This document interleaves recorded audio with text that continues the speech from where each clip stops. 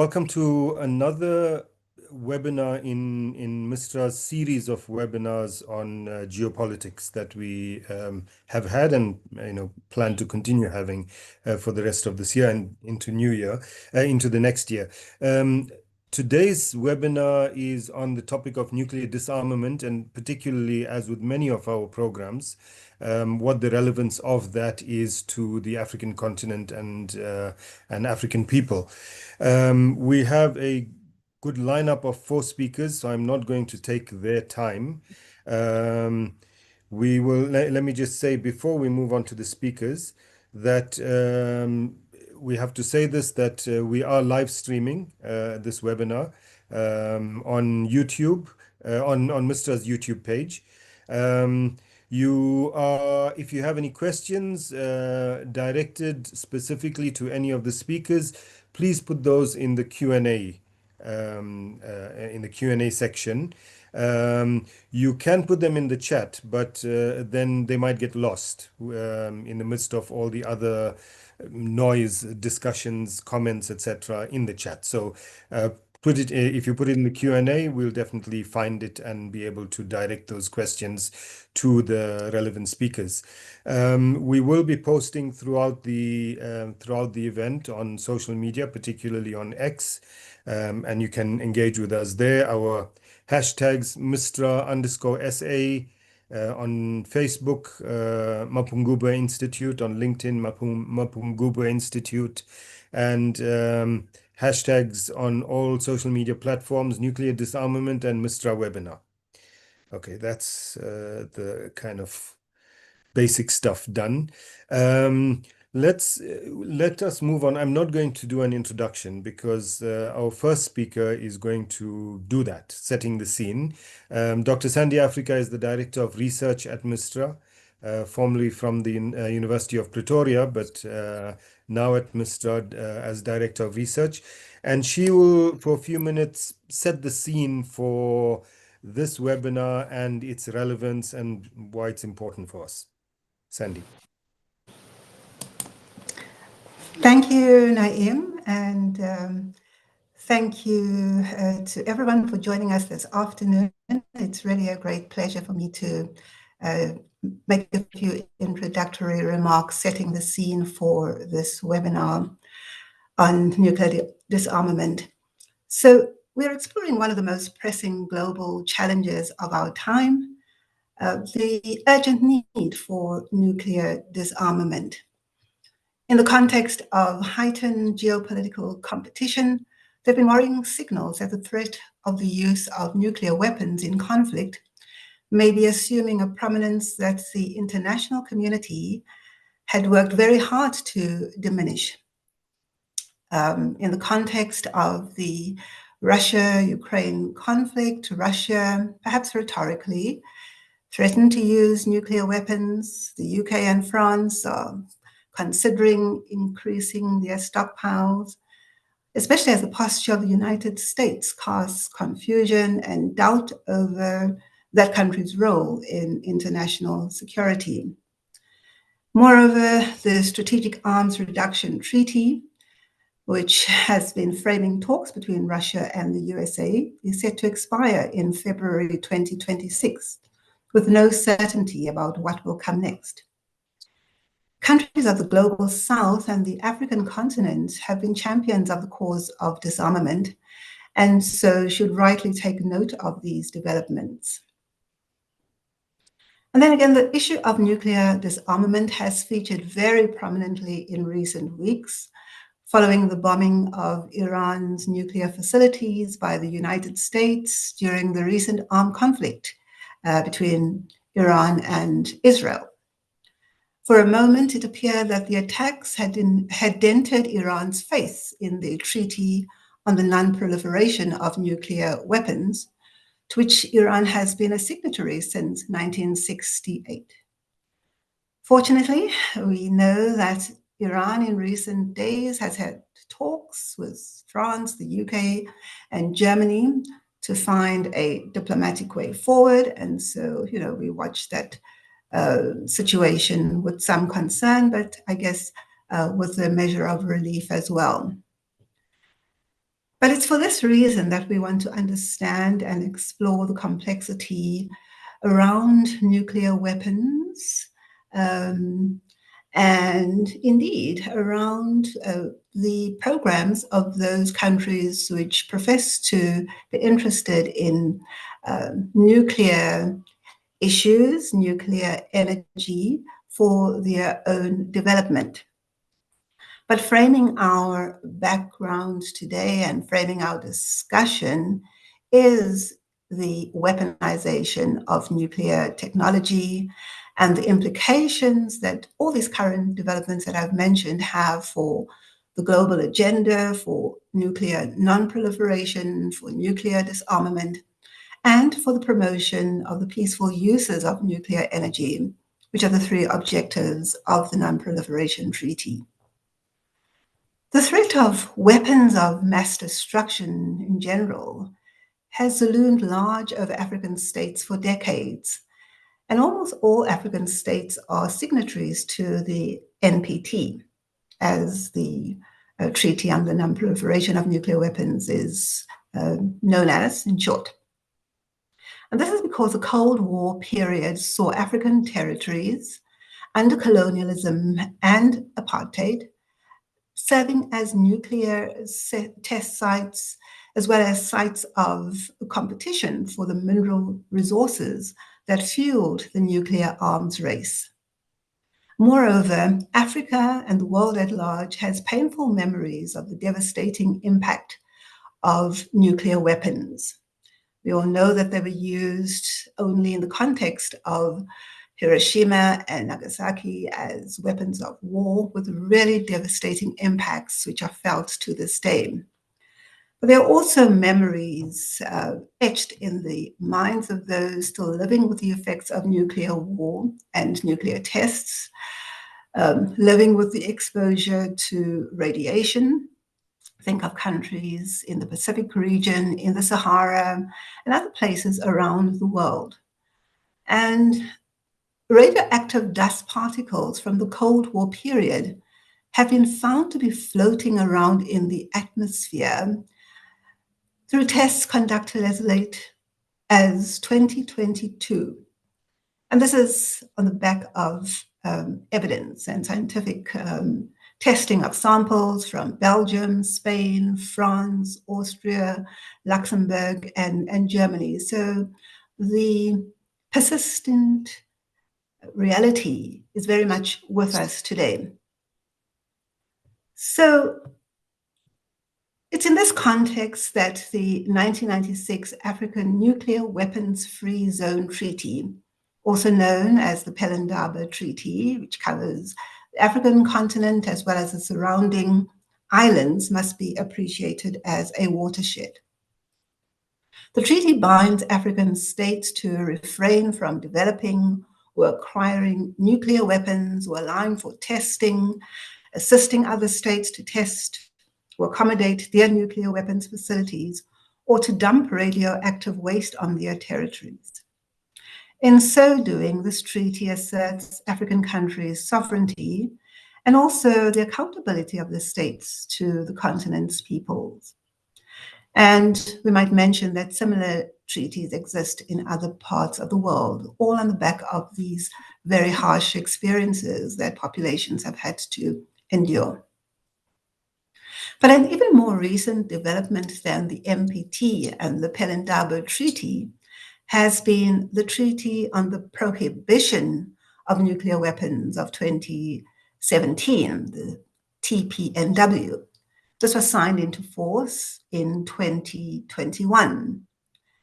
And this treaty is even more forceful in that it seeks to eliminate all nuclear weapons. Some might say that's a pipe dream, but once again, African states have been prominent in their advocacy for this TPNW. South Africa, Nigeria, along with other countries, Brazil, Ireland, Mexico, and Austria among them, actually led the negotiations that led to the adoption of the TPNW. So South Africa's role in this initiative and other initiatives are significant, given that under colonialism and during apartheid, there have been experiences that propelled the continent to actually take a firm stand against the proliferation of nuclear weapons and indeed disarmament, so that the world is free of nuclear weapons. And South Africa in particular has a very prominent and noteworthy role, because during apartheid, as we all know, it had possessed a nuclear weapons program and subsequently dismantled it prior to acceding to the NPT.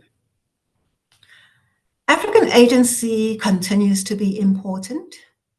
Some may not know, but as recently as last week, the Nuclear Suppliers Group concluded its 34th plenary meeting here in South Africa.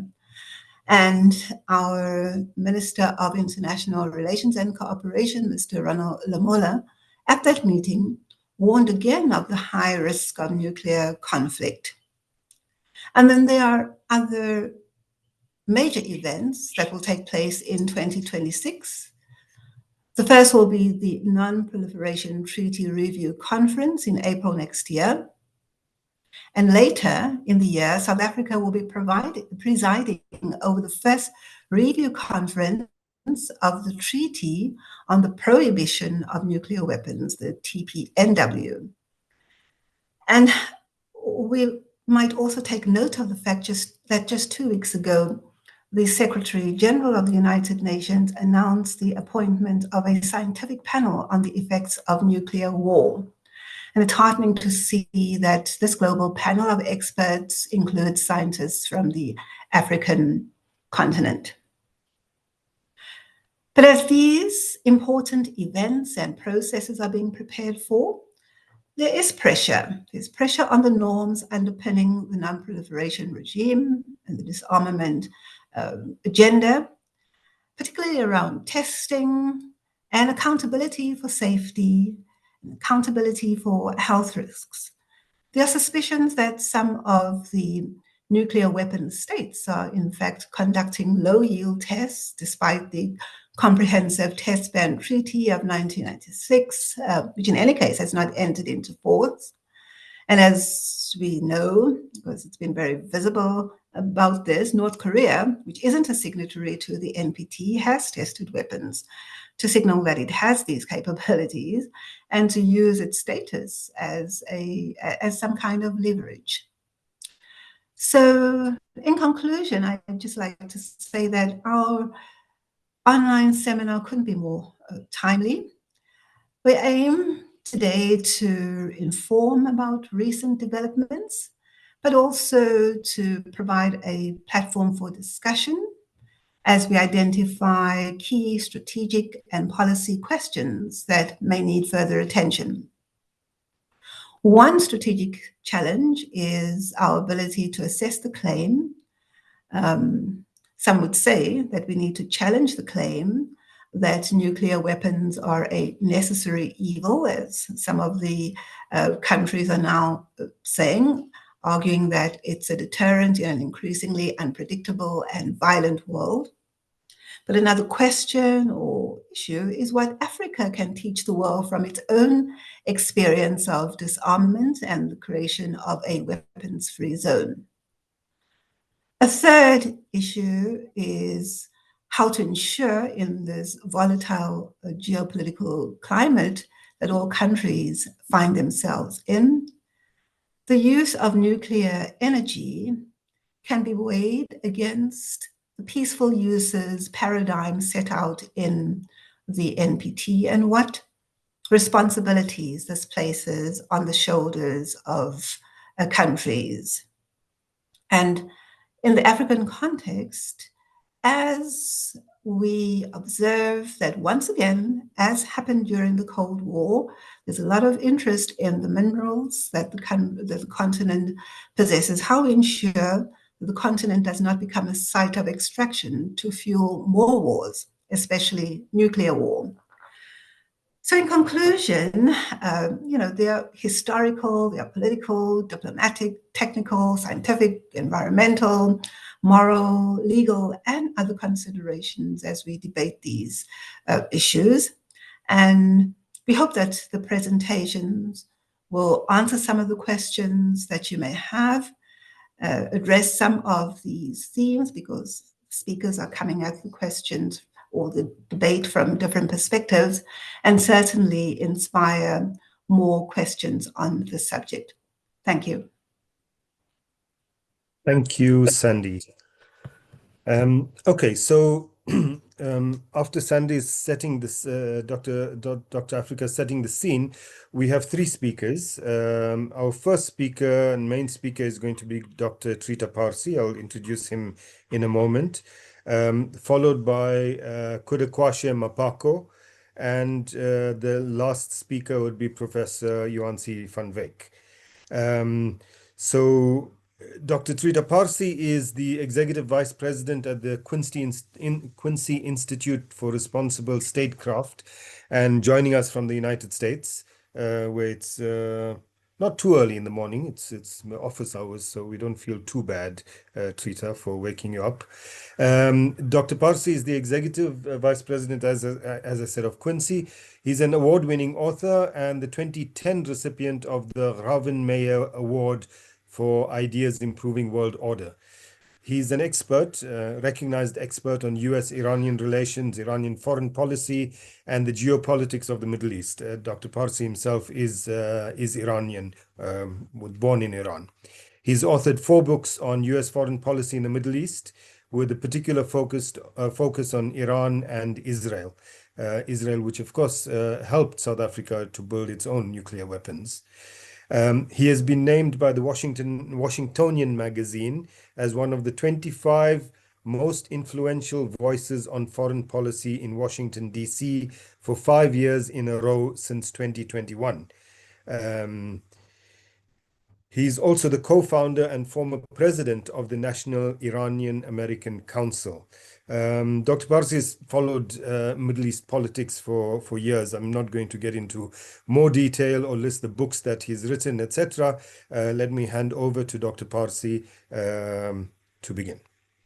Trita. Thank you so much. It's a great pleasure to be with all of you and at this very important and timely webinar organized by Mistra. I'm going to give a bit of an assessment of the current situation and where things are likely to be headed from here. And my overall message is that, unfortunately, it seems quite likely that within the next month and a half, perhaps as early as that, there will be another war between Iran and Israel.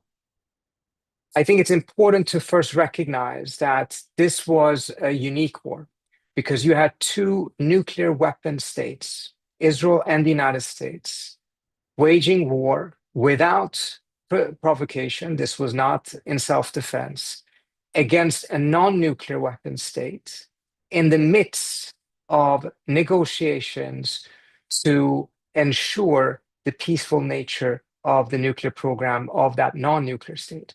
We don't have an example of this in the past, and unfortunately, the significant risk that this will increase the sense of a need for nuclear deterrence, not just in Iran, but in many other states, is unmistaken. Just take a look at a recent poll in Turkey, which showed that only support for nuclearization existed in Turkey in case Iran went nuclear. But now, I think from 20% to 59% of Turks favor building a nuclear weapon regardless, as a result of the Israeli-American attack on Iran. And if that is the case in Turkey, you can just imagine what the likely sentiments may now be in Iran, mindful of the fact that historically there's been very little support for weaponization amongst the population in Iran. There's been strong support for having a nuclear program, for having enrichment capabilities, but very limited support for having nuclear weapons. That has likely changed quite dramatically, at least amongst the population, and I think reasonably also within the elite itself. Now, the reason I say that there's a likelihood of another war is because at the end of the day, this war was not about the nuclear program. The Israelis have been pursuing an effort to get the United States to go to war with Iran for more than 20 years.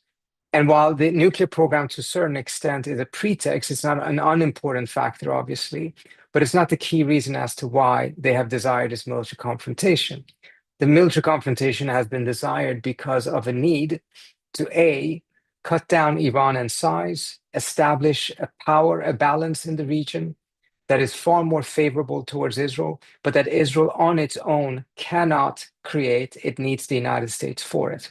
Secondly, by having the United States be part of that war, ensure that there will not be any rapprochement between the United States and Iran for the foreseeable future, which the Israelis view as a threat to their own influence and their own relationship with the United States. But a third objective in all of this has been to make sure that Iran becomes essentially the next Syria, a country that Israel can attack on its own without the help of the United States, with impunity, with no consequences. We have seen over the course of the last 10, 15 years that the Israelis have taken military action against Syria on a regular basis with impunity and without involvement of the United States. Same with Lebanon, of course. And the aim with this specific war was first and foremost decapitation of the regime, which failed. Secondly, to reduce it to another Syria that Israel can handle on its own with this mowing the lawn strategy. That also failed, at least in the short term. But precisely because that is the critical objective of the Israelis, there's a likelihood that there will be another war, and the Israelis would like to start it before the Iranians get a chance to rebuild or acquire new air defense systems. The political window for this may be as short as end of August as a result of the snapback provision that likely will be triggered by the Europeans by the end of August, and the deadline for negotiations that exist. Whether militarily it will be possible to get to that point or not remains to be seen. From the Iranian standpoint, it is critical for them not to be reduced to another Syria, which suggests that in the next war, the Iranians are not going to show any restraint. And very early in the war, they will use far more capabilities than they used in the first war. I think it's important to note that despite the coverage of this issue, at least in the West, the Iranian missile attacks on Israel were quite impactful and to a large extent successful. The Iranians shot off a large number of missiles, huge holes and limitations existed in the Israeli air defense systems. Even with the help of the Americans and with the THAAD system, there were still a very large number of missiles that went through. The reason why we don't see too much about it is because the Israeli military censorship that does not allow any reporting on attacks on military sites. And the little we have seen is because of videos that people took as it was happening. Moreover, we do now know that about 25% of the batteries and interceptors of the THAAD system were consumed in these 12 days. And it will take the United States 3 to 5 years to replenish that stock. The ability and the capacity of the United States to do so is very limited.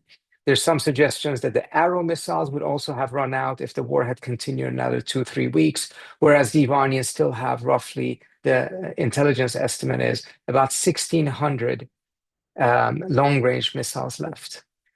The Iranians were not shooting off that large number for a variety of reasons. Part of it was because, of course, their launchers had been damaged, but also because they were playing the long game. They thought that this is going to be a longer war and not going to shoot off everything right away. In the next war, it seems more likely that they will go at it very hard from the beginning in order to completely dispel any notion on the Israeli side that Iran can be reduced to another Syria. This then also suggests that, be mindful of the fact that there is no certainty on the Iranian side as to whether that strategy will work or not, because there's so many uncertainties here altogether. How fast will the Iranians learn from this? How fast will the Israelis learn from this? How fast will the Israelis be able to repatch their air defense system and replenish their arsenals? How fast will the Iranians be able to rebuild launchers, etc., essentially being ready for another war? Who has time on its side or not? It's unclear on either side. Moreover, it is also unclear to what extent the very extensive Mossad presence in Iran has been consumed, and to what extent can it be reused? Was it a one-time operation, or is it something that they can do over and over again? If it is of the latter or of the former, and the Israelis cannot pull off another major surprise as they did on June 13th, then that will also impact many of these different calculations. But the bottom line is that neither side knows. The Iranians do not know how much of a Mossad presence remains inside of Iran or not.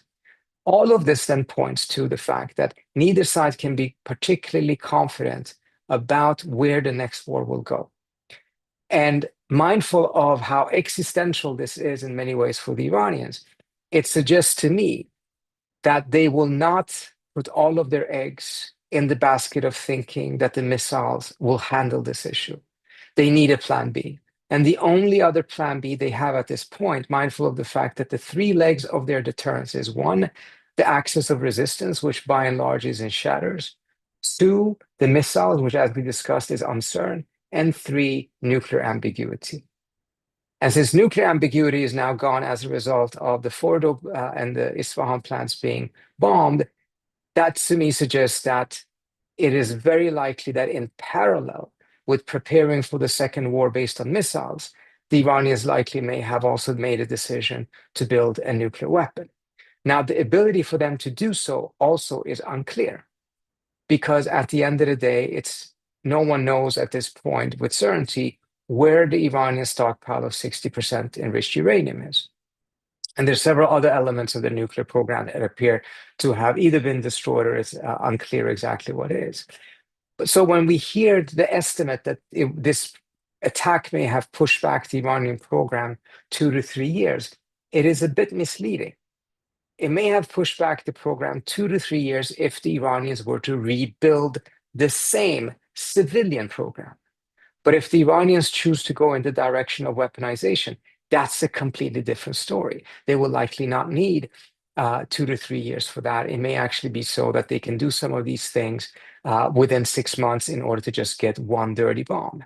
And as long as this threat continues to exist, this constant rhetoric, both from Israel and the United States, that they may just go at it again, they may just bomb Iran again, it's going to be very difficult to see that the calculation in Iran will shift, particularly mindful of the fact that there was hardly any support coming from the international community, at least meaningful beyond statements. Of course, the BRICS eventually came out and condemned this. At first, they didn't because the Indians were blocking that statement.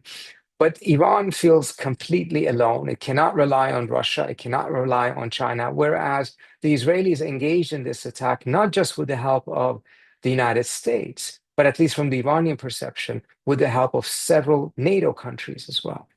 And this then creates a scenario in which, while the program may have been set back, while Iran has taken a huge number of hits, the desire for a nuclear deterrence may be much, much more strong than what it was before. Determination may be much stronger than it was before. And crucially, the decision to build a bomb, which had not been taken before. According to all intelligence assessments, the Iranian had not made a decision to build a bomb.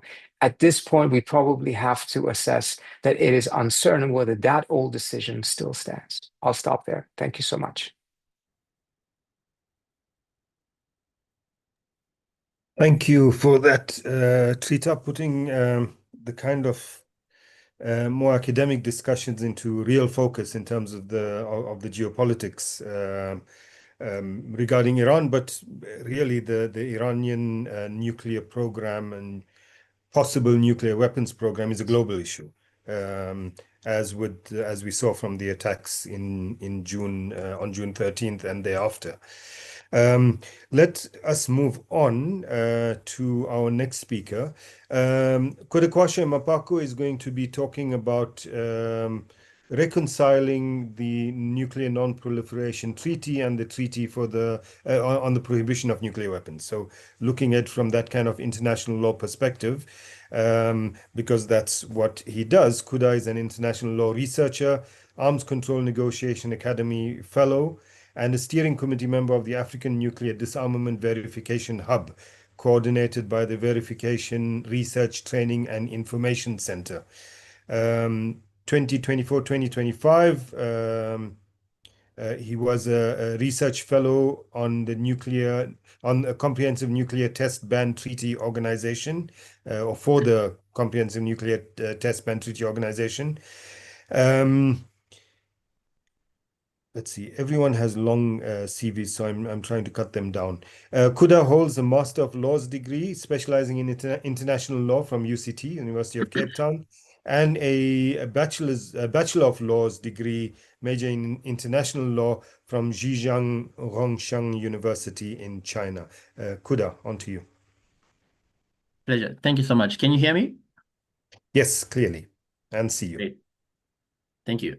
It is an honor to be invited by Minstra to share insights and discuss the implications of the Non-Proliferation Treaty and the Treaty on the Prohibition of Nuclear Weapons, the TPNW, following the recent security developments we are witnessing across the globe. In my remarks, I'm going to cover these two regimes vis-a-vis the security developments that we are witnessing and how this pose a direct impact to these two legal instruments, the NPT, the Non-Proliferation Treaty, and the TPNW, the Treaty on the Prohibition of Nuclear Weapons in particular. I would like to start off by just painting a picture on these two regimes for some that might not be familiar.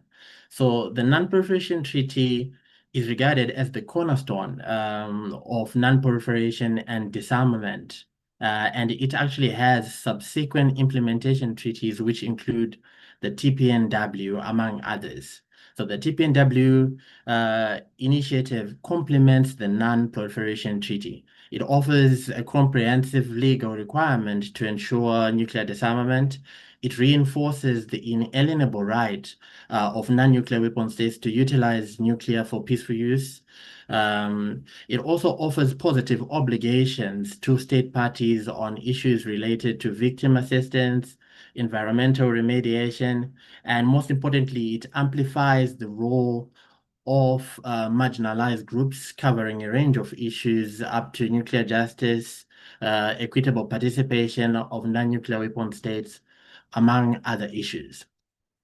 So following the insightful remarks and presentation by Dr. Sandy and Dr. Pasi, I would like to just reiterate by painting a picture again of the security climate that we're operating in right now. We are currently witnessing regression on fundamental norms characterized by diplomatic impasse within the Non-Proliferation Treaty multilateral processes. We're currently witnessing empty virtue signaling, the lack of transparency, stalling on disarmament commitments by nuclear weapon states who are intensifying the nuclear risk by integrating emerging technologies in nuclear weapon systems. We are also seeing the prospects of extended nuclear deterrence in other parts of the world, in Asia, in Europe, and the Middle East. And we're also witnessing the military expenditure and increased military expenditure and continued circumvention of international law. I would say all these factors are inconsistent with the spirit of the non-proliferation regime. So going forward, I'm just going to unpack a few issues which are emanating from this development and how that reflect on these two legal instruments. In particular, I'm going to start off with the question which is actually around circles right now on the sustainability of the non-proliferation legal instruments, particularly the development of legal and political apathy, particularly from non-nuclear weapon states. So it's fundamental to note that the presence of nuclear-armed states outside of the Non-Proliferation Treaty has long undermined its credibility and has been the reason why it has been put to question by some states of its credibility and legitimacy.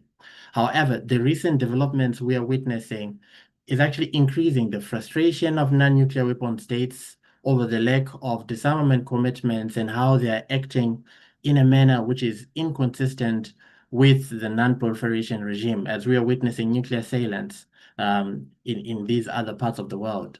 So the recent developments, we witnessed a non-nuclear weapon state, Iran, being attacked by one state, which is also a state party to the Non-Proliferation Treaty, and another, which is operating outside of that Non-Proliferation Treaty. This development has exacerbated existing structural problems we've been witnessing within the Non-Proliferation Treaty itself, and questions related to its sustainability have been raised around some of the inequalities which are embedded and the shortcomings which are embedded in the Non-Proliferation Treaty as imbalance between the nuclear weapon states and the ones who do not have these nuclear weapons.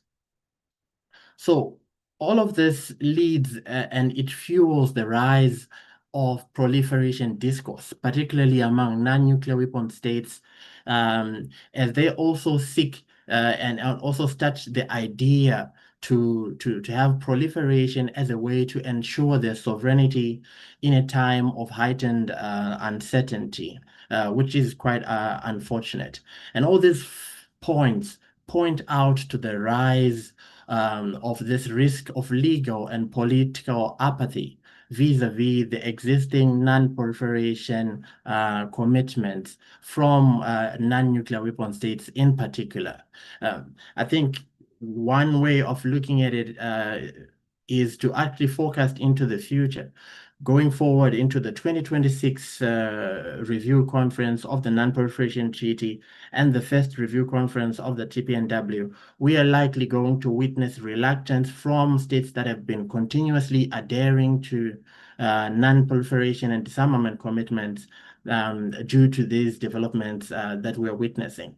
So the persistent impasses within various multilateral fora are going to heighten, and they'll also increase the likelihood of lack of diplomatic cooperation on some of these key issues on non-proliferation and disarmament. And perhaps we are also going to likely witness something positive from this dark climate we're in right now, potentially an inadvertent consolidation of non-nuclear weapon states endorsing and recalibrating their strategies within the TPNW, the Treaty on the Prohibition of Nuclear Weapons. I think the most recent indication of this was the meeting of state parties, the third meeting of state parties, in which non-nuclear weapon states were collaborating and recalibrating their campaign against core issues which undermine non-proliferation and disarmament, particularly issues in relation to nuclear deterrence. There was a lot of work being presented and discussions emanating around this from non-nuclear weapon states within the TPNW. And also we saw almost consolidated effort on promoting the normative value of the Treaty on the Prohibition of Nuclear Weapons as a response to the growing insecurity that we're witnessing right now. Moving further, or on the flip side, just to be a little bit of a pessimist on this, we are potentially likely to witness some form of regression and consideration from non-nuclear weapon states to have some stalling effort in their process of ratifying the Treaty on the Prohibition of Nuclear Weapons for those that have not ratified. As we are witnessing non-nuclear weapon states getting attacked against Article 2.4 of the UN Charter, as we are witnessing nuclear weapon states continue with nuclear assailants, relying on nuclear weapons as part of their military and security utility. All of these efforts will make non-nuclear weapon states really have a long, talk or a long time to really consider whether they need to promote the universalization of the TPNW and be part of a community which does not have nuclear weapons, or whether they should pursue a nuclear option. And I think this is quite unfortunate. This leads me to my other point, second point, which touch on the selective application and enforcement of the law that we are currently witnessing, particularly in relation to the International Atomic Energy Agency's safeguards question. I would like to say the global non-proliferation regime, as a collective, it hinges on fair and consistent application of norms. Therefore, the enforcement should be consistent. So a situation where some states are shielded from scrutiny while others face relentless pressure as far as their commitments are concerned, it undermines and it brings a question on the legitimacy of the entire system as a collective. And I think this is quite unfortunate, as the growing skepticism on one of the most important institutions that ensure a verification mechanism on non-proliferation, it needs to be solid instead of being questioned whether it's legitimate or whether it's impartial or not. So all these points, they inadvertently, on the flip side, give one an option to look at issues from an omniscient point of view. It actually increased the normative and the legal appeal of other regimes, in particular the TPNW, the Treaty on the Prohibition of Nuclear Weapons. How relentlessly the Non-Proliferation Treaty has been brought to question, particularly with the recent developments we are witnessing right now, it reinforces the conversation of how and why states should actually endorse the Treaty on the Prohibition of Nuclear Weapons, as it offers a more comprehensive approach to core issues and leaving room which is subject to exploitation, be it through interpretation or other means. I think this is clearly witnessed when we look at the conversation happening right now on safeguards, whether the Article 3 of the Non-Proliferation Treaty is comprehensive enough, or whether the Disarmament Clause is comprehensive enough to ensure that the commitments are upheld by the state parties. And also the elephant in the room, the prospects of potential withdrawal by Iran has ignited this conversation to question Article 10 of the Non-Proliferation Treaty, whether it's comprehensive enough to ensure a high threshold that a state cannot enjoy its right easily to withdraw from its legal commitments. I think all these efforts and the security development we're witnessing right now is igniting a bigger conversation reflecting on the existing non-proliferation and disarmament tools we have now, on which tools are more comprehensive, where there are shortcomings, and how these legal instruments can reinforce each other to ensure a more comprehensive effort on international security and peace. Last but not least, I would like to touch on the prospects of... 1 minute, Huda. 1 minute? Oh, okay. That's great. Yeah, I would like to touch on the prospects of nuclear development going forward, following the attacks on nuclear installations we witnessed recently. I think it brings into question how other states are going to actively pursue nuclear for peaceful development without fear also of being subject to attacks. I think this actually ignites the growing conversation non-nuclear weapon states have been having on securing credible, non-discriminatory, legally binding negative security assurances. I would like to just end on just saying I believe all these developments that we are witnessing, they're just amplifying pre-existing issues within the non-proliferation and the disarmament regime. So the main question and the ball is really in all the states that have been adhering and consistently committing to the non-proliferation and disarmament, on how they reconcile with this existing development and how they're going to act going forward into the near future. I believe the non-proliferation regime, it's not a short-term enterprise. So there's an opportunity for us to envision a future which is much more safer and viable for everyone. So this brings an opportunity to reflect on that. Thank you.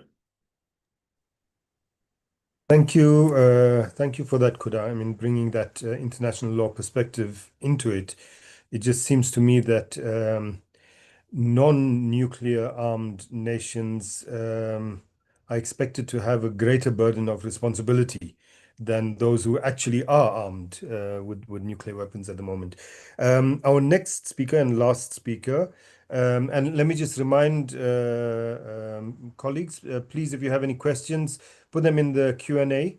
And we'll look at them, and once we're done with the speakers, we'll get to your questions and ask the speakers to respond. Our third speaker for this afternoon is Professor Johansi van Wyk. Professor van Wyk is going to speak on challenges facing South Africa and the African continent in the global nuclear non-proliferation scenario or scene. Professor van Wyk is a research professor in international politics at the University of South Africa, UNISA. She's completed a D.Phil in international relations on South Africa's post-apartheid nuclear diplomacy and has published widely on, among other things, South Africa's nuclear diplomacy and nuclear weapons program and nuclear humanities. Professor van Wyk is the co-editor of the South African Foreign Policy Review, volumes 1 to 5, a co-editor of the University of Johannesburg press series African Political Science and International Relations in Focus, and the series editor of Routledge's forthcoming series Critical Nuclear Humanities. She's also a Fulbright alumna and a member of the South African Academy for Science and Art. Johansi, over to you. Good afternoon. I am going to share my screen. Please just indicate if you can indeed see it.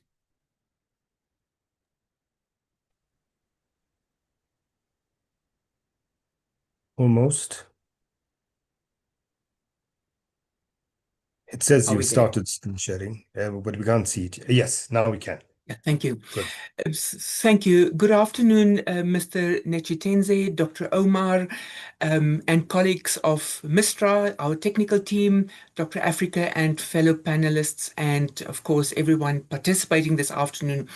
We are meeting, as Dr. Africa said, at a very important time. 2 weeks ago, and in 2 weeks' time, we have major 80th anniversaries. The first test of a nuclear weapon, which in my view amounts to the use of a nuclear weapon in 1945 by the Americans. And then, of course, 6 and 9 August, the 80th anniversary of the nuclear weapons attack on Japan. It is very sobering to reflect at this time on these events. And tomorrow, the African Commission on Nuclear Energy is hosting a 16th anniversary conference on the establishment of the Treaty of Pelindaba and the African Nuclear Weapons Free Zone. So the previous speakers have made my job much easier. So my idea this afternoon is then to focus instead on 3 aspects.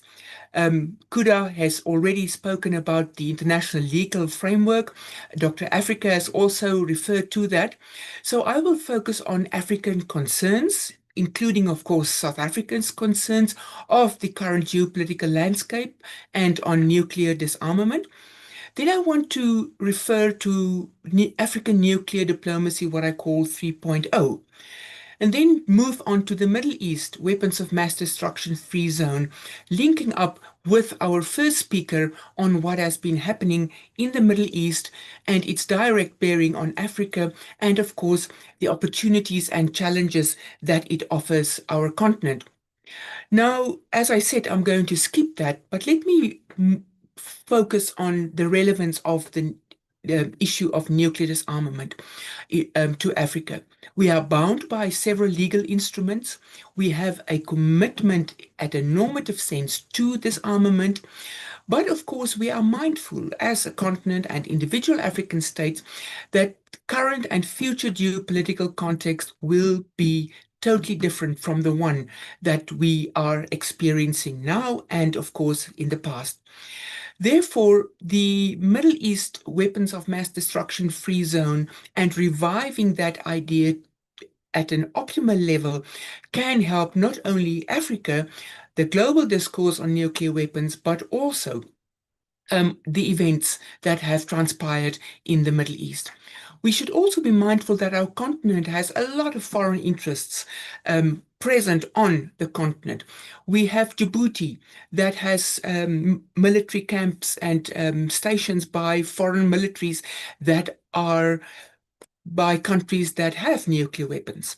The Chagos Islands, of course, as much as it is known that it has been a handover from the colonial power back, but we are mindful that there are certain agreements pertaining to that that may open the door for nuclear weapons being on the island or at least surrounding.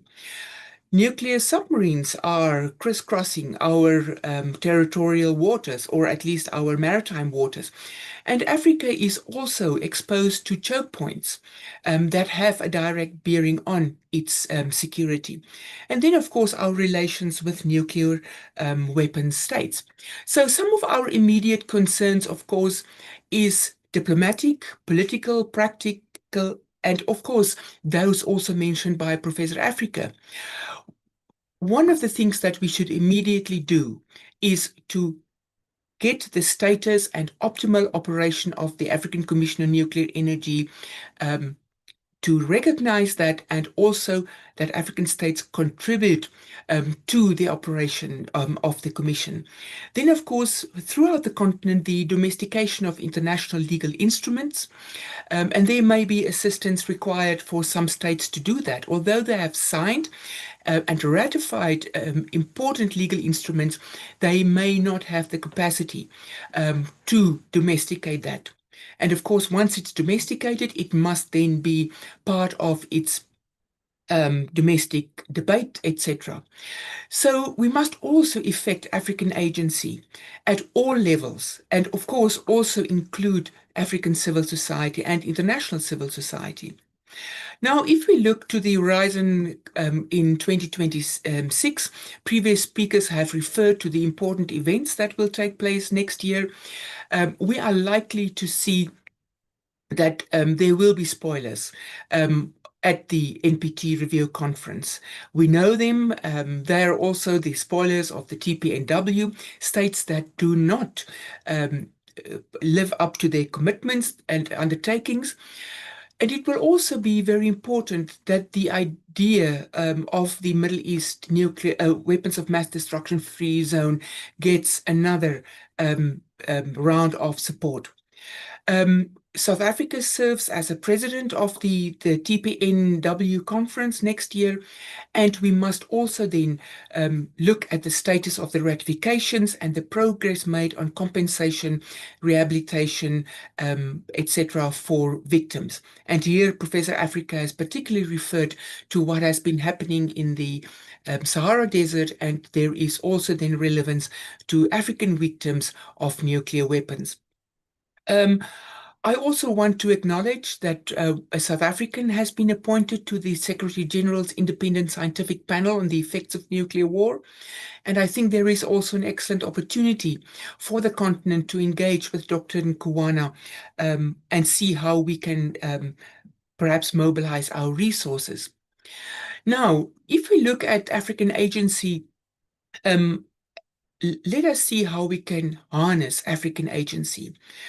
I particularly want to look at African Nuclear Diplomacy 3.0. Year 3.0, for me, referred to specifically now going forward after the Treaty of Pelindaba. But what does African agency look like? So first of all, it requires presence at important events where nuclear disarmament is discussed and practical steps forward are discussed, and where crises emerge. Also where verification is required. and of course also compliance with IAEA safeguards. Second, participation in, for example, the IAEA processes, also at conferences. Agency also means empowerment of those that are acting on behalf of the continent and its civil society. Agency also includes agenda setting. What goes next on the agenda? How can the narrative about nuclear weapons be changed? What are the benefits of nuclear disarmament? And we must be mindful that many African states have committed to expanding their nuclear energy programs, which once again causes a double bind.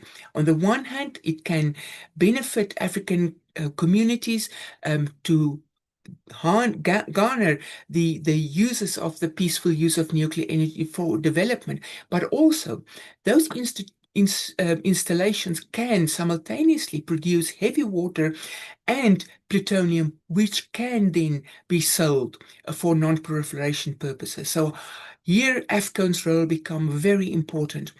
And of course, presence means also diplomatic interactions at all levels, being visible, being known for influence. And then also new initiatives. Not only the Pelindaba Treaty, because we have, I think, been in a position of relative ease that we have this treaty.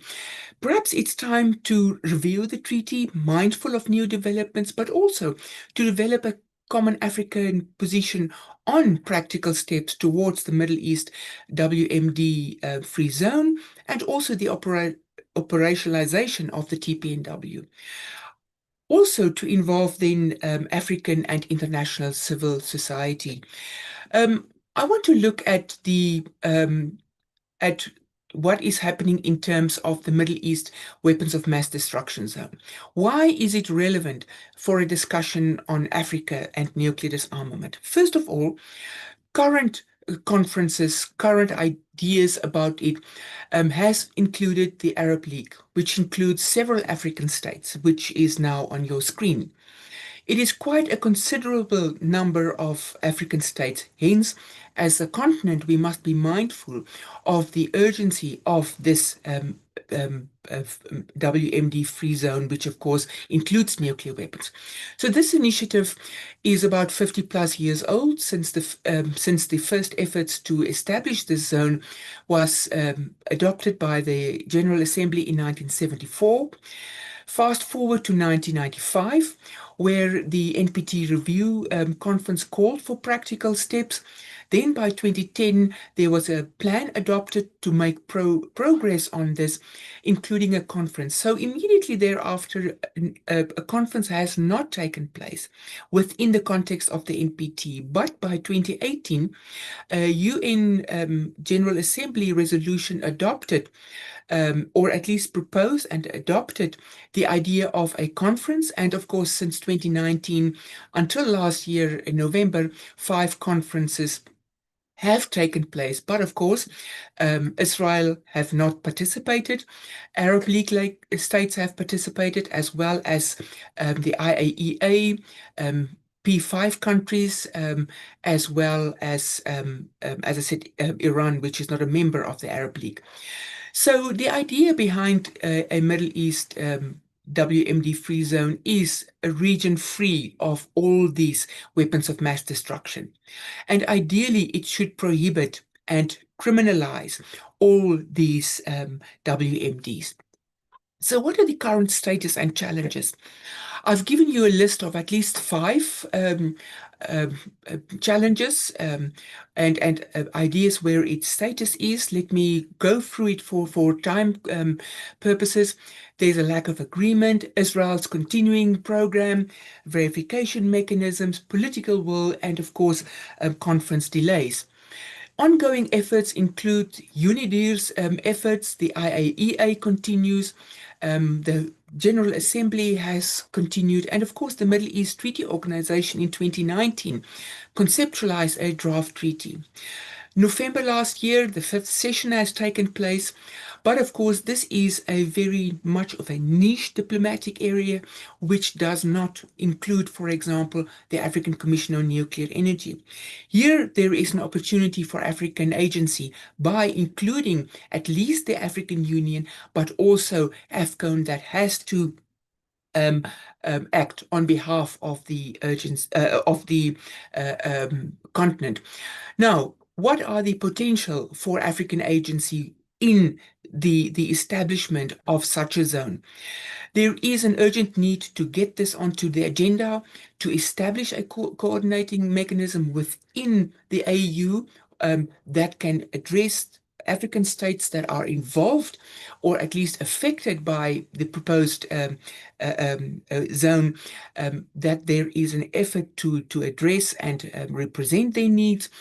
A common African position, even working papers at important conferences can make a different, or at least a positive contribution. The involvement of non-government expert and civil society such as MISTRA is very important, and I hope that this is not the last webinar on the issue. I think it's also important to appoint a special AU envoy on a Middle East WMD-free zone, to draw lessons of the Pelindaba Treaty and South Africa's experience on nuclear disarmament, and of course that Africa prepare for the forthcoming conferences by not only include government officials but civil society. Let me end here by inviting you to present and offer suggestions, and I thank you for your kind attention. Thank you. Thank you very much, Yuansi, for that perspective. Let us move straight into the questions that we have. We've got a few questions in the Q&A. Anyone that wants to ask questions, please direct them there. We'll find them.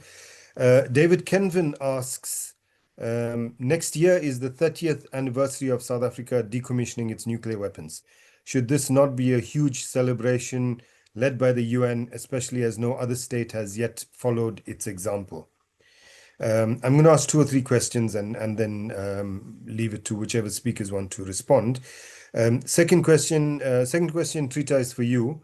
Do you think China will, and this is Kingsley Makubela, do you think China will intervene in the likelihood of another war between Iran and Israel? If so, what are the implications for what seems to be a latent World War III? And Celestine Chidi Ezemedolu, also for you, Trita. Please, could you share your view or take on the concept of mastering the entire nuclear universe, in quotes, as part of Iranian nuclear policy, and why does it matter in understanding or misunderstanding the subject matter of Iran's nuclear program? Trita, do you want to start? There's 2 questions directed to you directly. You can Sure. take those, and then perhaps Yuansi can answer the one on South Africa decommissioning. Thank you so much. I'll start off with the question from my good friend Kingsley Mahuela. I do not see any significant scenario in which the Chinese will step in. The Chinese have pursued a rather clever policy, quite the contrary of that of the United States, which is to just stay out of a lot of these different conflicts and benefit by having as positive of relations with almost every entity in the region. They're also concerned that if they move too close to Iran, it's not just about their relationship with Israel, but perhaps more importantly, their relationship with the GCC and Saudi Arabia. They want to keep a fair balance in that relationship. I don't think the Chinese in any way, shape, or form would view it positively if there were to be regime collapse in Iran. The destabilizing effect would be very negative for China. But I think after the performance of the Iranian government in the first war, in which despite a major Mossad coup and surprise, nevertheless, the Israelis failed to disrupt Iran's command and control for more than 12 hours. And the resilience of the Iranian government was to the surprise of the Israelis. I don't think the Chinese are as concerned as they may have been at the point that Iran's regime would collapse, and as a result, they would potentially do something to prevent that scenario. I think their concerns are far less at this point. One point on the resilience, just to give an example. the Washington Post released tapes that the Israelis clearly had given the Washington Post that showed with audio tapes of Mossad agents with perfect Persian calling Iranian generals in the midst of the first attack, in the first 6 hours or so of that attack. Because in the tapes, they say 2 hours ago, we killed this or that general. And they're threatening these generals by saying, you have to send a videotape of yourself to this Telegram address, declaring that you're leaving, that you're giving up on this regime, and that you're capitulating. Otherwise, we will kill you, we will kill your wife, and we will kill your children. Now, these audio calls were done in the midst of the panic and the chaos of the first 12 hours in which the Iranian government was completely taken by surprise. Nevertheless, we have no evidence of a single one of those telegram messages being sent, meaning that despite all of that chaos, you didn't have any of these elements giving up, throwing in the towel, or capitulating. And I think this took the Israelis by quite a surprise, that the resilience of the regime was very different from what they had seen with the Assad regime, for instance, or even with Hezbollah. On to the second question. I think, if I understand the question correctly, this is not so much about mastering the entire nuclear process as much as it is about the Iranian insistence on enrichment. And this is, of course, a key element of the negotiations. The Iranians have, for more than 20 years, refused to accept any type of a capitulation on this issue. They insist on having enrichment on their own soil. And they have paid a very, very heavy price for it. And we saw just the other day that Trump was very surprised. He called them stupid, saying, after you've been hit, how can you insist on continue having it? There's several reasons for this. On the one hand, on the nuclear front itself, the Iranians, under the time of the Shah, actually were co-owners of nuclear consortiums in France. But after the revolution, nevertheless, their share was never given to them, and the consortium refused to provide them with any nuclear fuel, which then eventually led the Iranians to conclude that they have to build their own nuclear program, restart the program that the Shah actually had started, in order to produce fuel for their own reasons. So, for instance, in 2009, they were running out of fuel rods for a research reactor in Tehran that the United States gave the Iranians in 1968. That research reactor is used to produce nuclear isotopes for for cancer patients. But no one would be selling the nuclear fuel to the Iranians. So the Iranians had to go up to 20% enriched uranium on their own to be able to produce those fuel pads. So Iran has an extensive experience of seeing that when it is dependent on the outside world, particularly on the West, that promises are not delivered. And as a result, they've chosen to go on the path of self-reliance. That's one aspect of it. Perhaps a more important aspect is that the Iranians do not believe that this confrontation is about the nuclear issue. It's about the balance of power in the region. And if they cave on enrichment, it will not resolve the issue. It will not be the end of the conflict. Instead, the goal lines, the goalposts will shift. And the next issue will be that Iran has to capitulate on missiles. And if it capitulates on missiles, the next issue is that they cannot have kitchen knives. That's their perception. That's their perception based on more than 30 years of experience. Perhaps they're wrong, but nevertheless, there's plenty of evidence that they are also right. We've already seen that as soon as the Israelis thought that the nuclear issue may actually have been set aside, it was a flurry of articles about how no deal is acceptable unless missiles are also included. And so the goalpost has constantly been shifting. And as a result, it is not as to whether they really need the enrichment or not. I think it really comes down to the fact that they have to draw the line somewhere from their perspective. Otherwise, there's a fallacy to believe that if they cave on this issue, if they compromise, or if they capitulate on this issue, the issue will go away. It will just take a new shape, a new form, and eventually Iran will be completely without any deterrence in a neighborhood in which Israel is acting with increasing impunity, particularly as we see it conducting a genocide and paying no price for it. Thank you, Trita. Jonsi, do you want to take the question about the 30th anniversary of South Africa decommissioning its weapons? And if I can throw in a little curved ball to that, There are some South African role players who suggest that actually maybe South Africa should not have destroyed its nuclear weapons and not dismantle its program. Perhaps you can respond to Yeah. that as well. Yeah, thank you, Naeem. Thank you, David, also for the question. Well, South Africa declared that it had a nuclear weapons program in March 1993 when F.W. de Klerk stood up in Parliament and made that announcement. It was only by June 1993 that the IAEA officially verified the dismantlement of South Africa's nuclear weapons program. So we're a little bit more than 30 years um, when we talk about dates. So, of course, there are many questions that we are mindful of has not been answered about our nuclear weapons past, which, of course, are coming out as time goes on. One recently was, of course, the release of the Kennedy Papers by President Donald Trump, which shows amongst those hundred thousands of pages that the Israelis indeed have cooperated with South Africans on this program.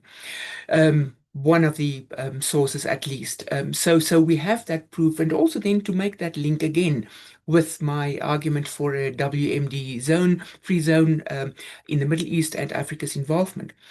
Now, so I suppose then to answer David, we must be mindful that South Africa's nuclear heritage is very contested, and Naeem has referred to that.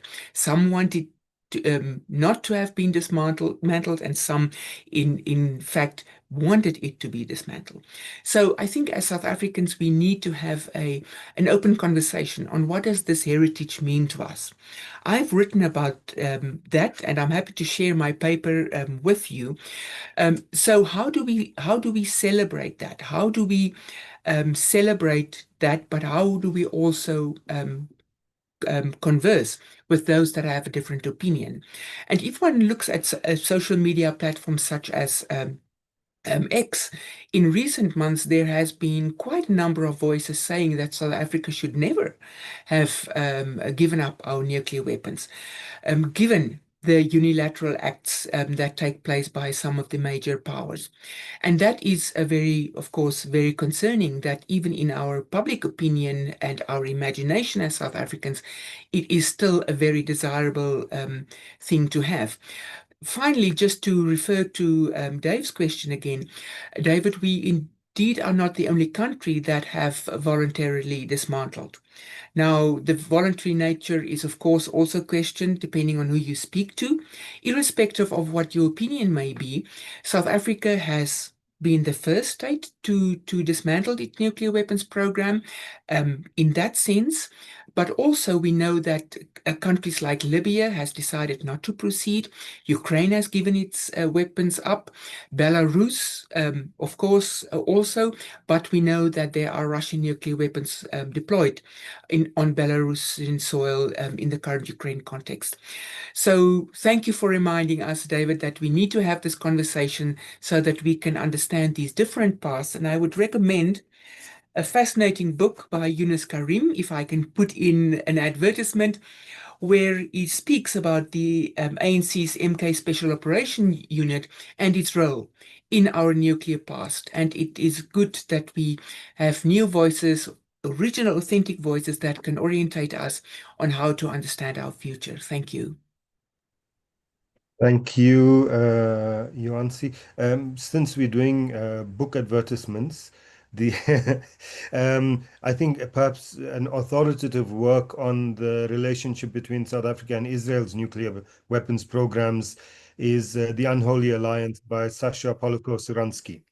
We're looking into particularly on the South African side, the archives, interviews with former South African Defence Force generals, etc., who after 1994 were quite willing to talk quite openly to Sasha. Castro has a comment. I think the question part of it, Castro, might have already been answered by Yuansi, but I'm going to read your comment anyway because there's value in it. Despite the ANC leadership's commitment to the principle of non-proliferation, leading to negotiations and a democratic dispensation. Certain US and British officials and some Israelis feared that sensitive nuclear technology might fall into the hands of ANC allies, such as Fidel Castro and Muammar Gaddafi, who were hostile to the West. Hence, apartheid South Africa was pressured to dismantle its nuclear weapons capability and to accede to the NPT and MTCR. He talks about the US ambassador to Pretoria in 1991, Princeton Lyman, who admitted that that there was a concern that a black majority government would possess nuclear weapons. With regard to the Middle East weapons of mass destruction free zone, what about the concerns that Israel possesses a nuclear weapons capability? Castro, it seems your comment got cut off there mid-sentence, but I think we get the gist of it, and Yancy might want to respond to that. There's a question for Trita and then one for Kuda. For Trita from Jolene Pretorius, with Iran disallowing IAEA inspectors, Theodore Postel of MIT has said that Iran should now be regarded as an undeclared nuclear weapon state. Does this view have currency with the Israeli and the US governments as well, and with what consequences? Number two, is there any chance to bring the IAEA back in or any other agreed upon credible institution to verify that Iran is abiding by its safeguard agreement? My sense or hope is still that if Iran has some way not to go the nuclear deterrence route, it will.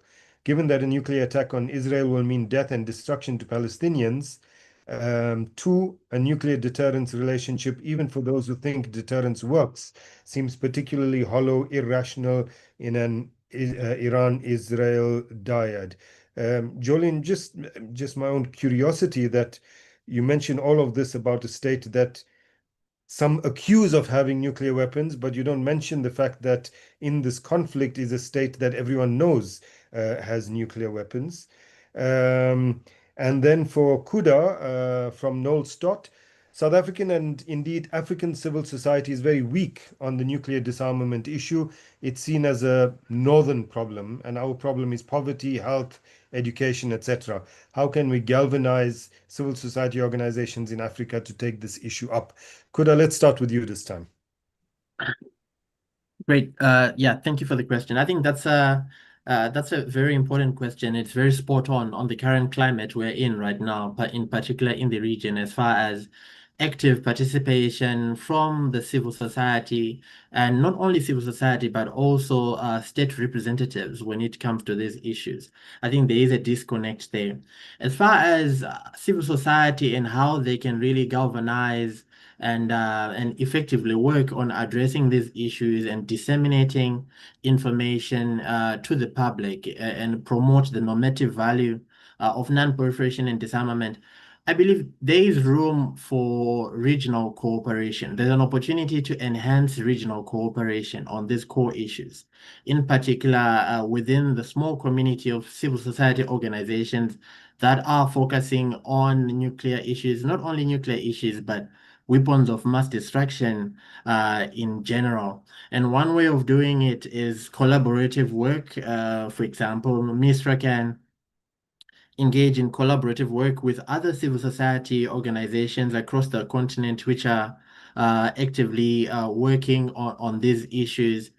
And as far as demystifying the issues, I think it's a layered conversation which has more nuance as far as demystifying the conception of nuclear weapons, in particular in the global south.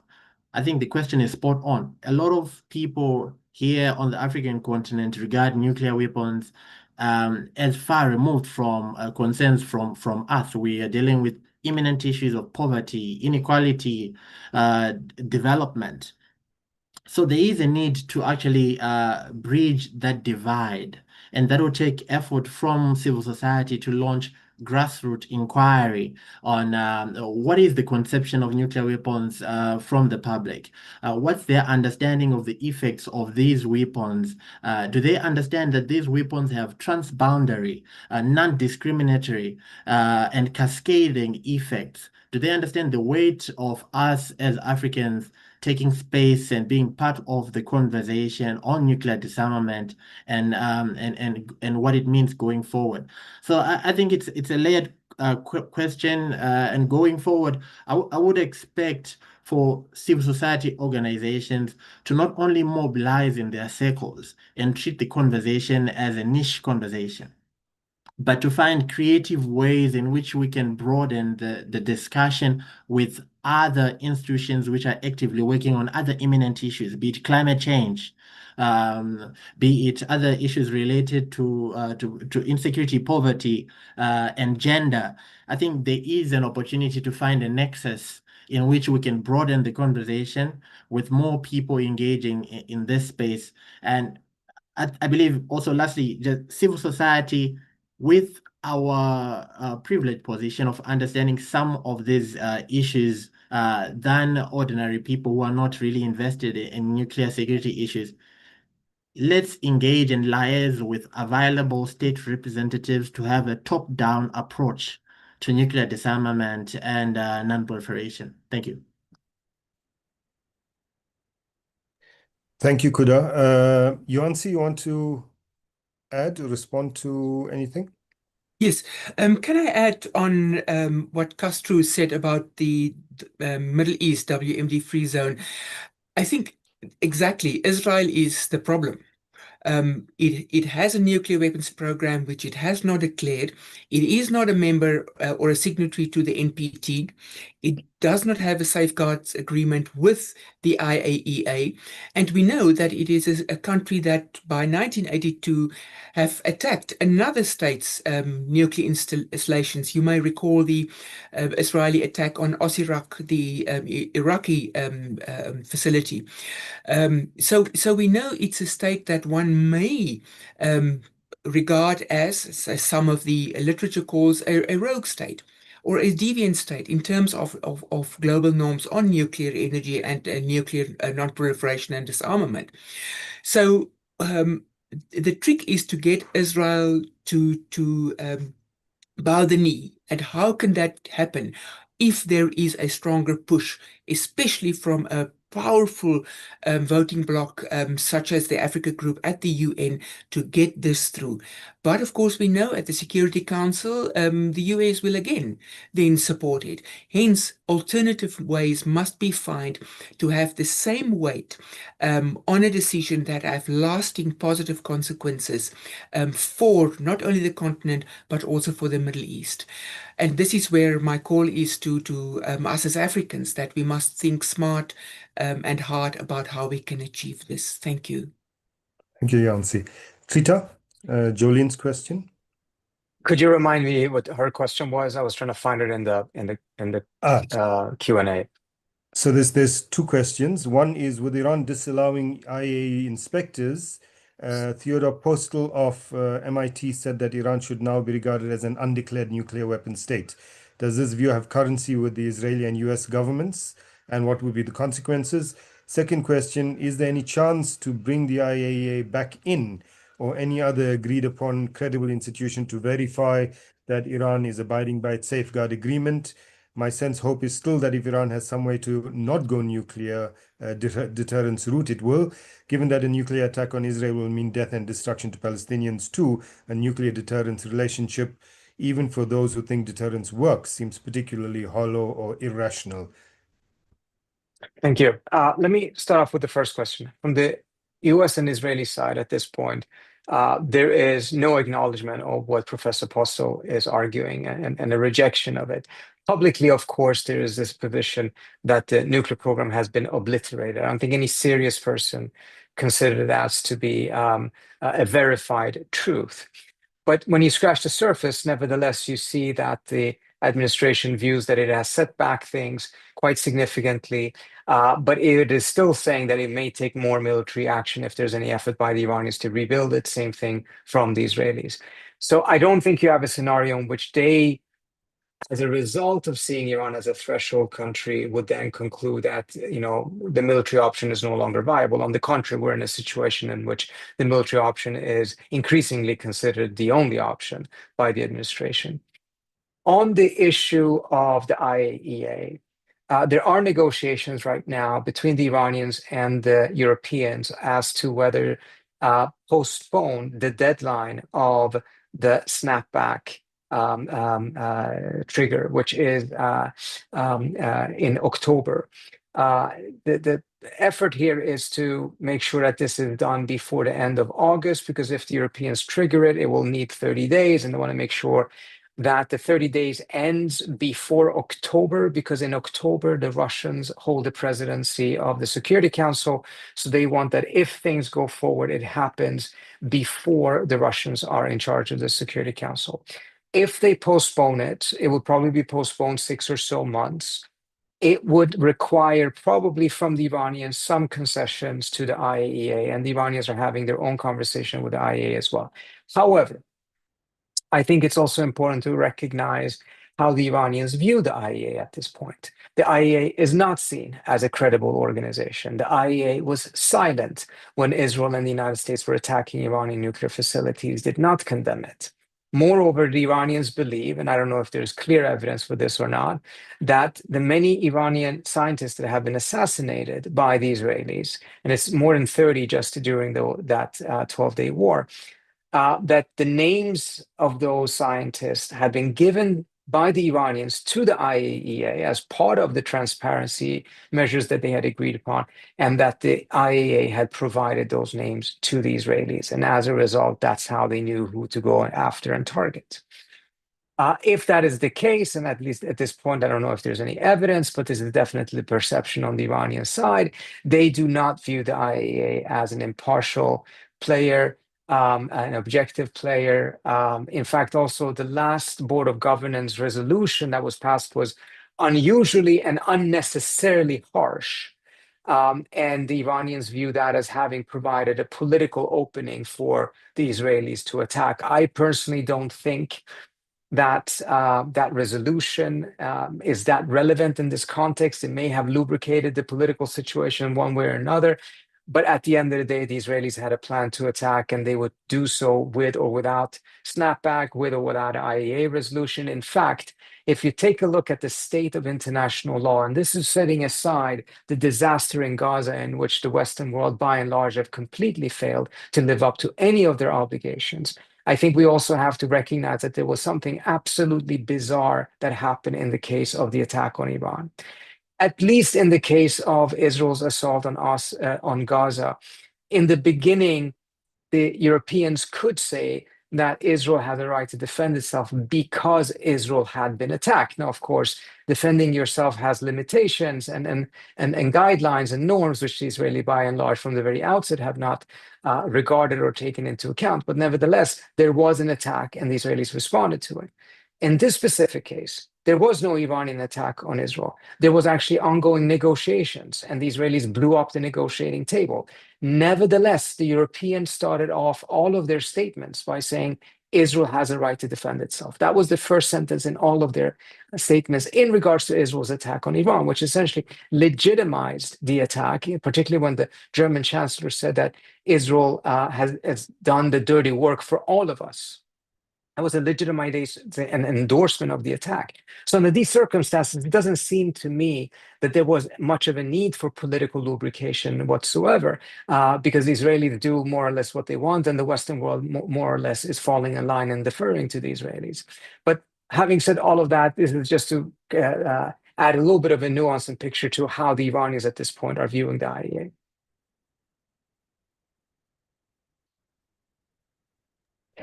Thank you, Trita. It's 4:30. I'm cognizant of the time, so I'm going to go quickly through the rest of the, because I think people took time to type this out, the rest of the comments and questions, and then leave it to the speakers to choose what they want to respond to as we move towards closure. Perhaps a note. Not sure whether it's sarcastic or what, from Peter Vale. As ever, he says, the language around these issues is an alphabet soup that no one can understand, where no one can understand anything. So we should find a way to make it accessible. We should teach the success of South Africa to the young. What about a lecture perhaps in Desmond Tutu's name? Mhlanga Shongwe says non-proliferation and disarmament is a suboptimal strategy. Slava takes a different angle to this than the rest of us or the rest of the speakers, perhaps. Non-proliferation and disarmament is a suboptimal strategy in game theory. The threat of nuclear escalation is countered by the opposing threat of mutually assured destruction. This has been the balance since 1945. This was the force that kept the Vietnam War from escalating. To ask nuclear weapons empowered nation states to disarm is to present them with a suboptimal choice.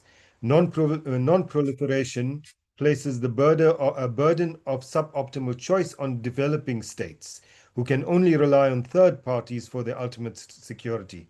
Why would we support a suboptimal strategy?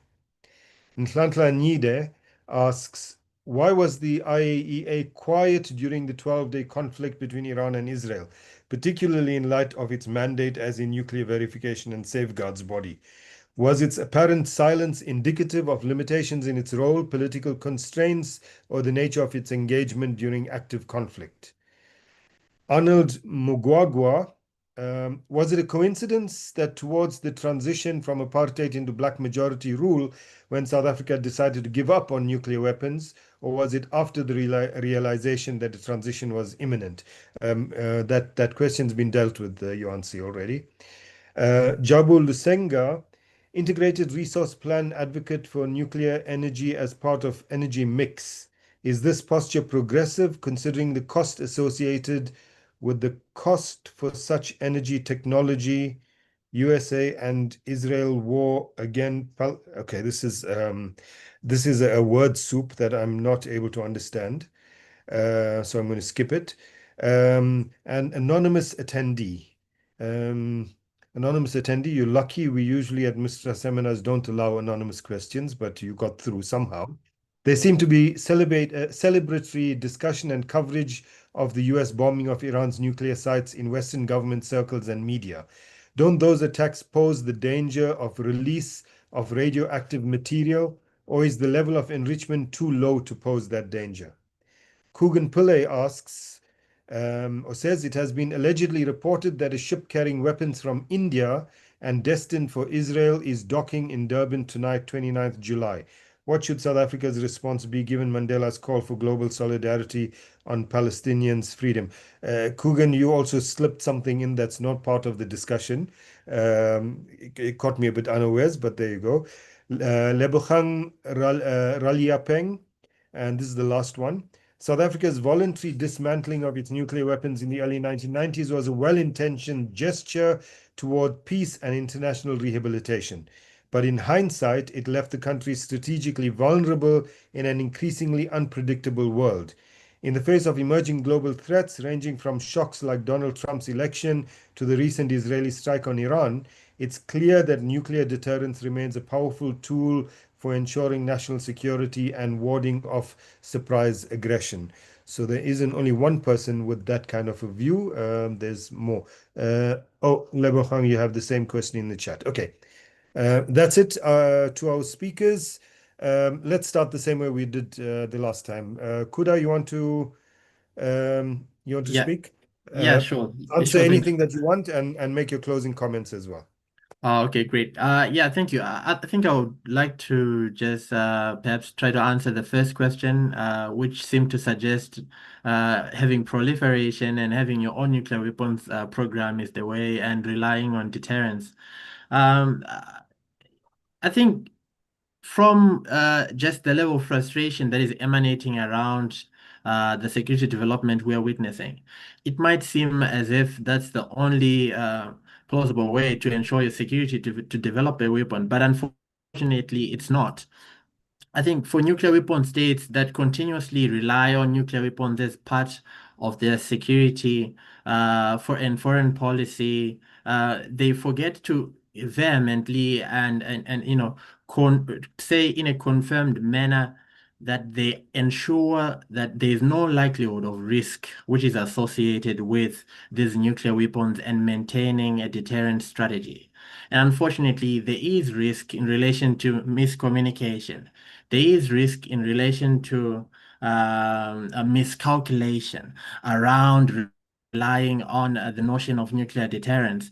And this risk is not commensurate. It does not measure up. It's not commensurate with the potential catastrophic effects that these weapons will have, not only to the state that the intended attack is on, but to other states which do not have the nuclear weapons. Unfortunately, we are part of that group, as we do not have the capacity. Some of those countries, the majority of them, don't have the capacity to develop these weapons. Therefore, the only sufficient and a more viable way to have a sustainable and peaceful society is to follow arms control measures, to actually implement the risk reduction pathways and measures leading to a complete, verifiable and irreversible nuclear disarmament. I think that's the only way around it.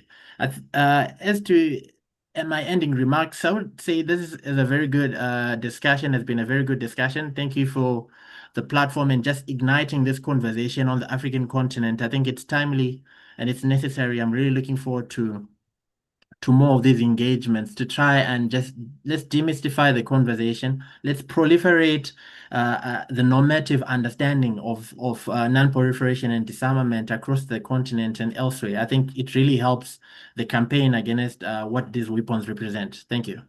Thank you. Thanks, Kuda. Yancy? You're muted. Thank you. Thank you. First of all, let me once again just say thank you to Kuda. Kuda is one of a young generation of scholars that are coming through very strongly. And I am very impressed, as always, to listen to him and to my student, Mr. Ezemadulu, that is also in the meeting this afternoon. Thank you, Kuda, for the work that you do, and don't lose the passion. I'm very grateful for this opportunity, Naim, you and your colleagues, for giving us this platform. It's so important that we have this discussion, even though it's an alphabet soup.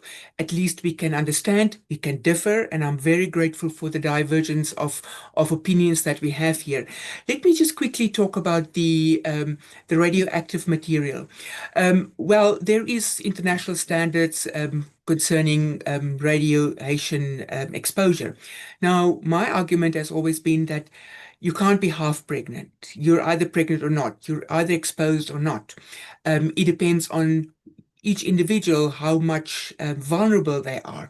So if we take into account that more than 2,000 nuclear weapons tests have been conducted, plus the two attacks on Japan, makes it 2,000 plus nuclear weapons that have been used. It means that radioactive contamination makes us all globally baksha. And therefore, for our own health and that of our future generations, is that we must fight this. And nuclear disarmament is one of them. But we must be mindful that nuclear decommissioning is also a hard task. It's a costly exercise which states must receive support for, to have that as legitimate and as a genuine disarmament. We have work to do, and I thank Mistra again and my fellow panelists and of course the audience for engaging actively. I really learned a lot. Thank you so much. Thank you, Yancy. Trita, your responses and closing comments as well. I didn't see any questions that I hadn't answered, particularly, the point made about the IAEA. I think I addressed that. I just want to also express my thanks to the panel, to Mistra for putting this together. I do think, and I wholeheartedly agree, I think Africa can play a critical role, not just in this issue, but in general. We are in a state of the world right now in which international law, international institutions, the multilateral system is systematically being hollowed out. Whereas in the past, Europe could in some ways act as an anchor for the international legal system, it is now more or less in practice abandoned it. And it leaves the global South as the global majority now having to shoulder that responsibility and making sure that the system is not just surviving, but also is rejuvenated, because it's the only thing that will ensure that we will not have complete instability, particularly as the world transitions away from unipolarity. And here, Africa. South Africa can play a critical role, particularly on the non-proliferation side, because of South Africa's own history. So I'm very delighted to see that this conversation is taking place here. And I certainly hope that South Africa will continue to show tremendous leadership here. Thank you, Trita, and we hope to host you soon in South Africa. Looking forward to it. Let me call on Dr. Sandy Africa just to wrap up the discussion. Sandy? Okay, thanks, Naeem, and thanks to the speakers. I mean, what more can I say? I think that each of the speakers has given such an excellent summary of where this debate stands, and I'm like your Anzi, Prof. Van Wyk, I think I'm very grateful that it has been a debate. It hasn't been, one line, but many reflections, many different lenses to look at this challenge. I'm also grateful to Prof. Van Wyk for highlighting the fact that nuclear weapons are just a class of weapons of mass destruction.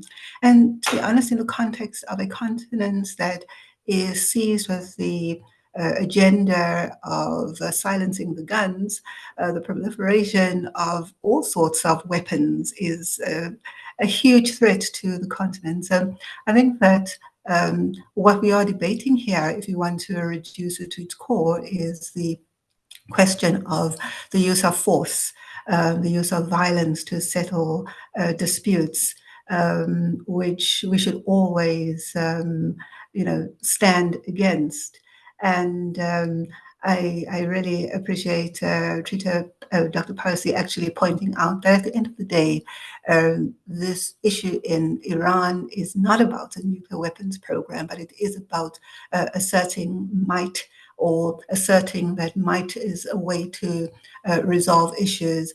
So we have been given much food for thought. We've been given, I think, even some suggestions on where to take the debate, where to take action to. So it's a clarion call, I would say, for us to think about how we can make our respective contributions wherever we are. And certainly from MISTRA's side, this won't be the last that we engage with the issues, and we hope to meet some of you in the different initiatives, as well as initiatives that you undertake. So thank you for that, and thank you for participating. Thank you, Sandy. I of course don't have much to say except to thank all of the speakers, including Sandy, Trita, Kuda, Yuansi, for making your time available and for giving us really quite a fascinating discussion, and the convergence in this discussion between geopolitics, international law, technical stuff about nuclear energy, etc., I think is extremely important, but also gives us a sense of how often one or other of those overpowers all the rest. International law makes no sense to many people in the current geopolitical context that we're working with, for example. So thank you for that. And as I say, this is one in a series of webinars that we are events that we're organizing around geopolitics. So it won't be the last. Thank you, colleagues, all those who attended as well. Thank you. Bye. Panelists, if you can just stay for a minute, if you don't mind.